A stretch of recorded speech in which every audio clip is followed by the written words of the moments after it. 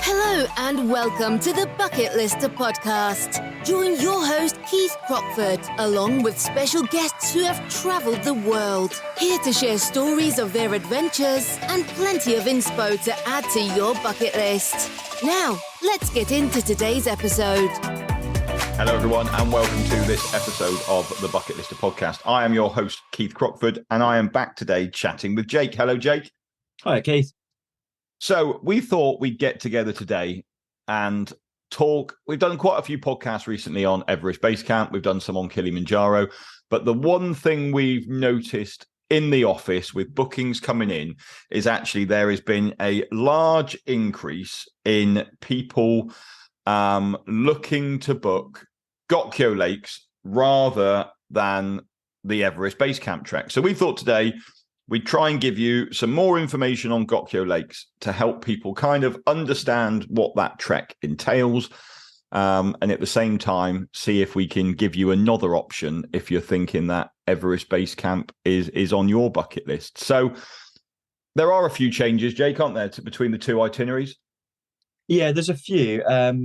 I think one of these things is I get really excited when we get to talk about some of the trips that we do, as much as I love talking about, all of the different types of kit. And I know we did our hydration one, which I actually did find really interesting to talk about. When we come on and talk about specific trips, especially ones that I've been on and done, it's quite nice to go through and look through all my old photos. So I've been having a good look through all of the pictures that I took when I was out there last year.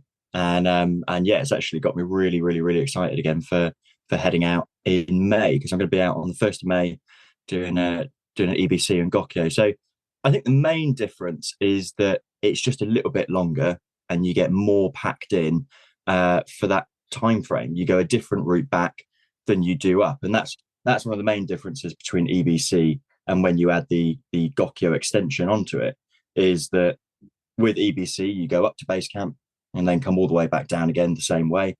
With the Gokyo Lakes, you go up to base camp, got an extra couple of days going round, then you get to the Gokyo Lakes, and then you come a slightly different way back until you rejoin Namche, and then you follow the same route back down to Lukla. Yeah, I think that's one of the plus points, isn't it? Is the fact that on an Everest Base Camp trek, you are up and back the same way, pretty much. We have a little detour on the way back, than the standard route, just to take in somewhere different. But predominantly, you are retracing your tracks on the way back. And with Gokyo, you're pretty much gonna, for the majority of it, you're going to be coming back a different way. I think the other thing, Gokyo Lakes is stunning. Let's just talk about Gokyo Lakes itself to start with. Obviously Everest Base Camp, people want to get there, they want to see Everest, which again, we've said this before, it's very difficult to see Everest from Everest Base Camp. So you're going to see it at other opportunities, but you only really see a little slither of Everest when you're actually at base camp. But it then is what going to Gokyo then gives you as well, I think, isn't it? Yeah, absolutely. Base camp, the whole journey up is stunning. When you do get to base camp, as you say, it is a little bit harder to take in the full beauty of Everest. There's other opportunities where you get better sites, like going up Kalapatar, and a few different options where you do get to see that whole range and the Khumbu Valley. So that's gorgeous. When you get to base camp, you're very aware that it is a base camp. You get that impression. Did you just use the word gorgeous then? I did. Do you know what? I did actually, and I stand by it, because it really is. And I think, I tell you what, if anyone who has been can say that there's the last time we went, actually, we were at Gokyo, and there was just this amazing sunset, and we climbed up to one of the nearby ridges, me and a few of the guys that had come with us, and yeah, it was just, I will say this, it was gorgeous. The sun was setting, all of the mountains were glowing orange, and it was just, I think it was just the most impressive thing I've seen in a long time. So you do get really good opportunities on the way to base camp, but you are aware that it is a base camp and it has got a purpose, and you get that atmosphere of, there's people embarking on a really, really big thing. When you get to go to Gokyo, it's got a slightly more relaxed atmosphere, I suppose. So as you as you're approaching Gokyo, you've got some harder elements like the Chola Pass that you would go up and over. That's incredible, but is a little bit. What altitude are you at when you're going over the Chola Pass? So the Chola Pass sits at 5,400 meters. So you are actually going higher than base camp as you come up, and I think that's something that a lot of people don't always factor in. Is they think base camp, once they've done that, that's the hard bit, and then it's a nice easy journey around to Gokyo. And although it's not that much harder, you do go a little bit higher. You do stay at a decent altitude, and you have got a little bit of a climb up and over before you drop down. And you get to go to those lakes. And I think there are two different itineraries to Gokyo Lakes, because either you can go from Lukla and then go round to the Gokyo Lakes first and then come down into base camp, or as we do, you can do the normal Everest base camp trek and then go around to Gokyo and then come back down. And I think the reason why I made the decision to do it that way is because I think you get to see, you're almost combining two trips in one. So you still get to do the Everest base camp trek, and you get to go the same way that everybody else who's going and doing the Everest base camp trek are going.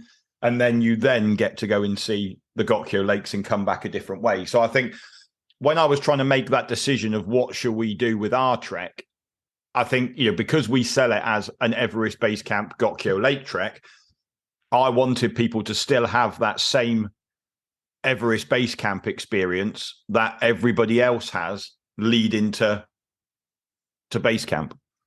I think in my opinion, it is the best way to do it, because when you read about Everest and base camp and all the stories, and for me, going to Everest base camp was one of the first big expeditions that I ever did, so it's always going to be really important to me. And when you read those stories and you watch the films, it is classic them flying into Lukla, starting off, going all the way through these big names like Namche and Dingboche and all of those places on the way up. And there's something quite satisfying about tracing those steps in that order.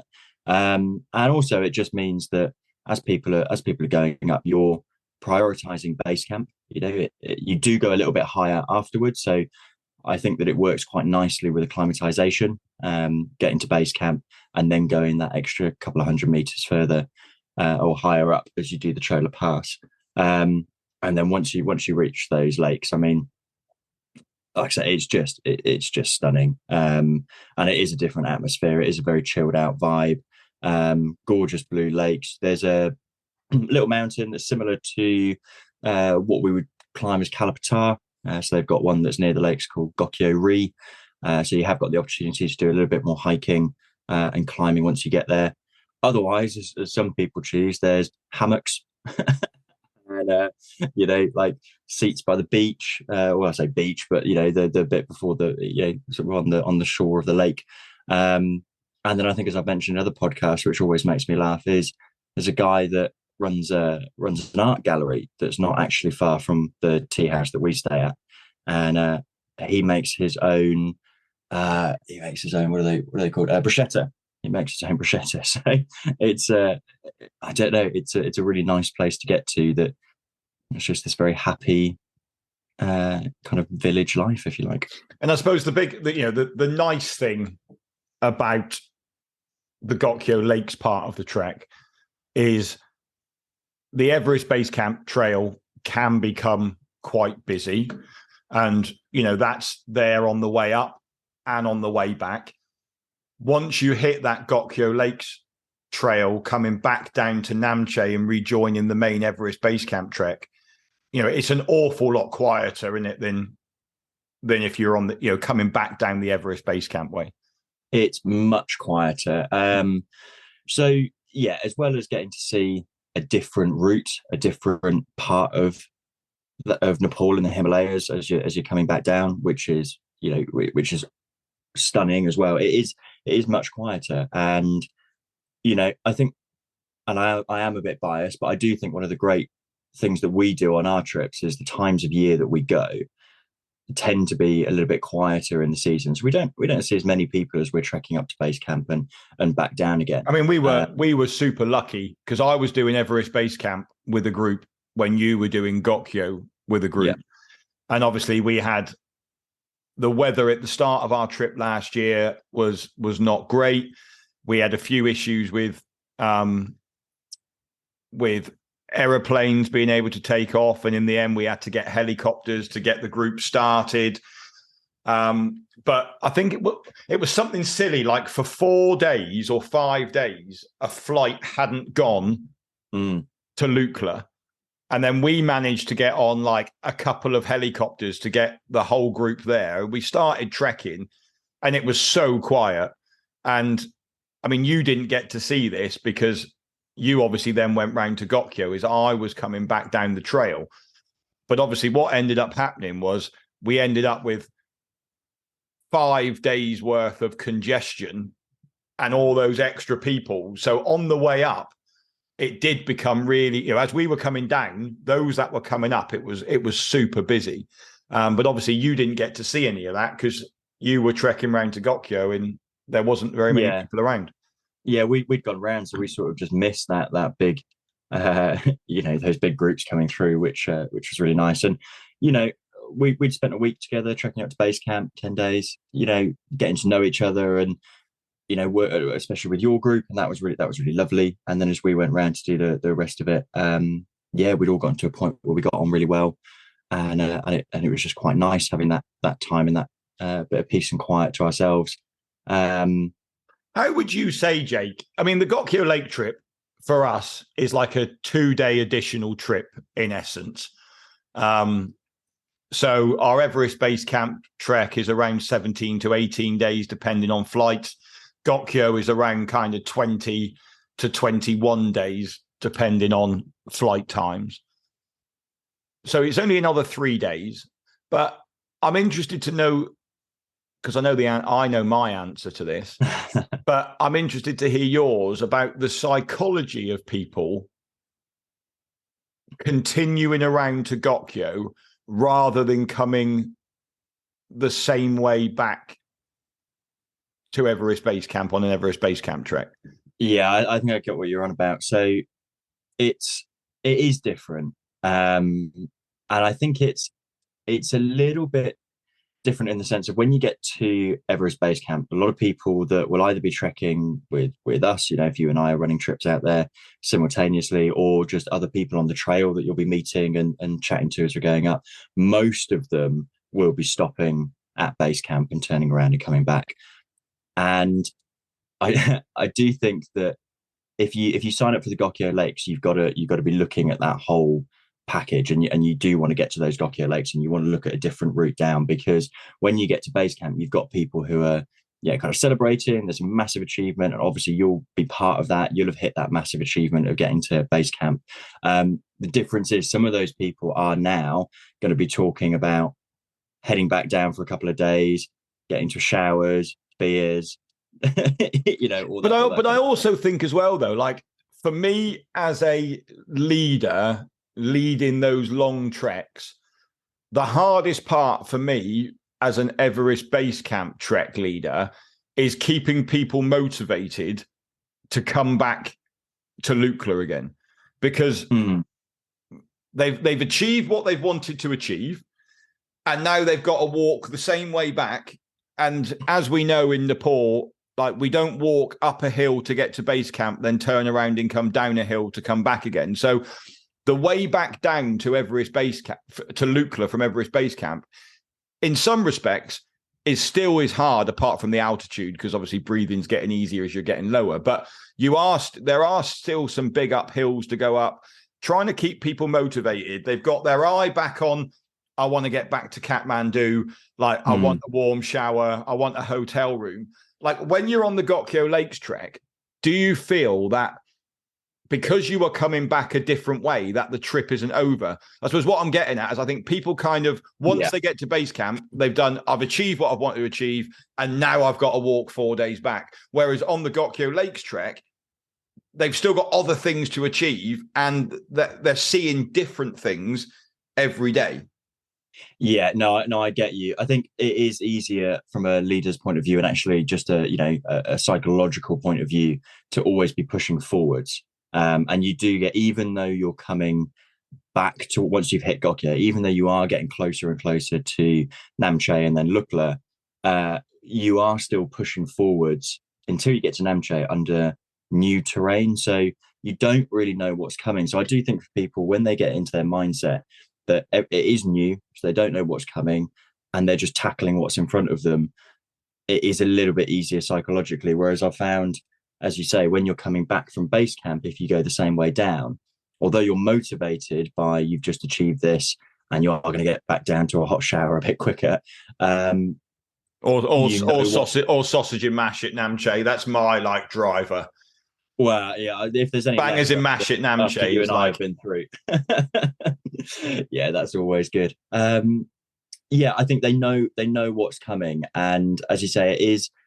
I've always described it as a journey to base camp rather than up to base camp, because it is up, down, and round, and undulating, if you like. So it is a little bit tricky for people to motivate themselves back up those hills that they've come down. Whereas, yeah, with Gokyo, you don't know what's coming, and it is easier, I think, to just keep pushing forwards.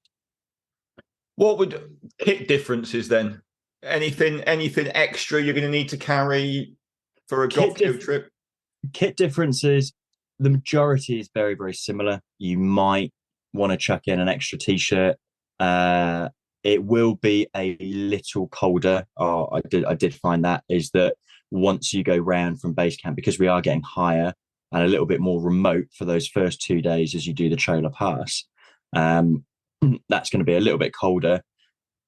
You will require some very basic crampons, studs. Those are things that, I mean, my group, we all picked them up in Kathmandu.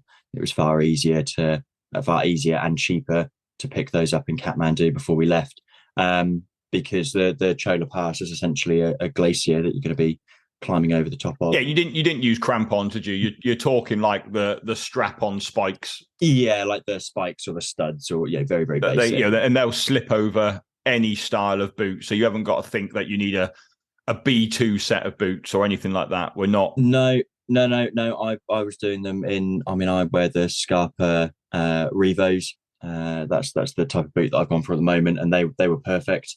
Nice pair of warm socks and then some crampons to slip on over the top. So yeah, in terms of kit, it is very, very, very, very similar. It is going to be a bit colder in those camps, but then it's a bit cold in Gokyo. Gorakshep. So yeah, I wouldn't say you're going to need anything apart from those studs that you'll pick up in Kathmandu. You're not going to need anything different. And how about obviously we've spoken before on the podcast about how the way up to Everest Base Camp is becoming more commercialized. You've got in obviously Namche, you've got the Irish bar, you've got cafes, you've even got a sushi restaurant in there now. Like, you've got Dingbashay, which is getting more and more, there's someone's even, like we said before, someone's carried a snooker table up to Dingbashay, and there's now a snooker hall in Dingbashay. And, there's some lovely cafes and bakeries in Dingbashay.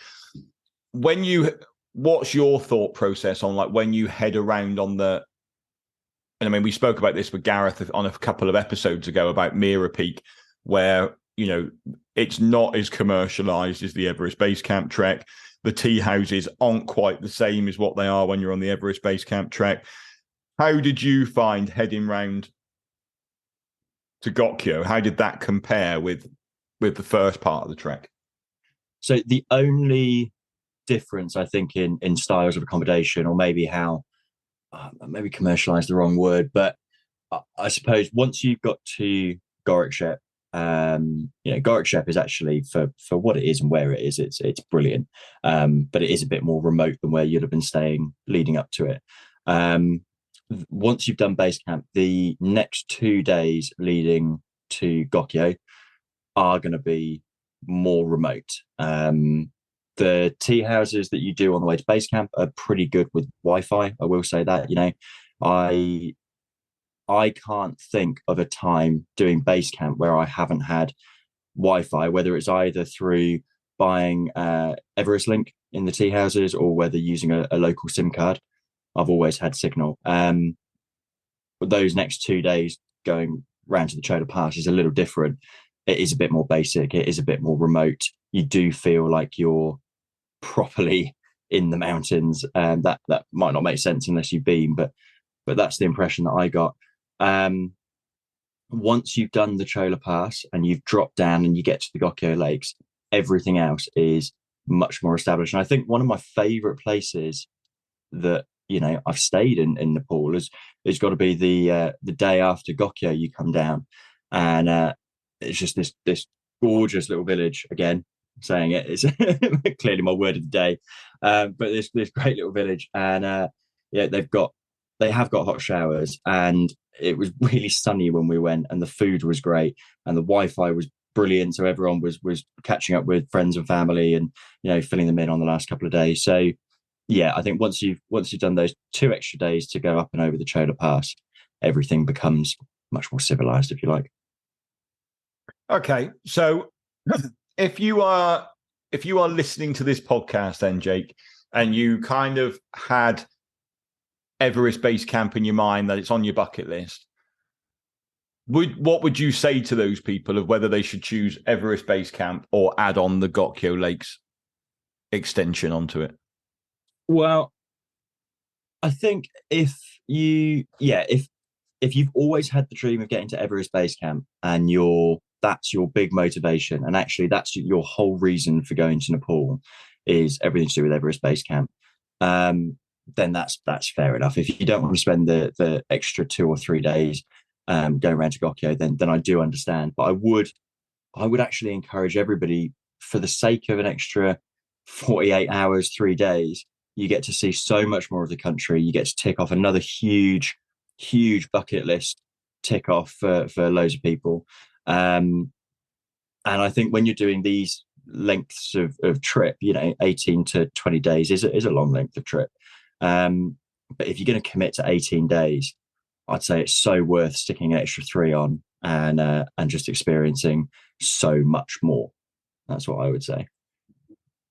Perfect. Well, Jake, thanks ever so much for that. We will put links into the show notes for both the Everest Base Camp trip, our ultimate guide to Everest Base Camp, which does cover both the Everest Base Camp and the Everest Base Camp Gokyo Lakes as well. So it's been great to chat again, Jake. I think it's been a really interesting episode. And I think, like you said, we've certainly seen an increase in people taking those extra 3 days and adding Gokyo in rather than just doing Everest Base Camp. So hopefully this episode has given you all a little bit of food for thought. Well, thanks ever so much, everyone, for listening. We hope you enjoyed this episode. Please like and subscribe to the podcast, because that does tell Apple and everybody else that we actually talk about some interesting stuff on here and that people actually enjoy listening. So if you could, when you click off from this, head over, like it, and give us a quick 5-star review. We would really, really appreciate that. So thank you ever so much for listening, and we'll speak to you next week. Goodbye. Thanks for listening to this episode of the Bucket Lister podcast. Be sure to click follow to be alerted for next week's episode. For more travel inspiration, check us out at www.thebucketlistcompany.co.uk or follow us on socials. See you next time.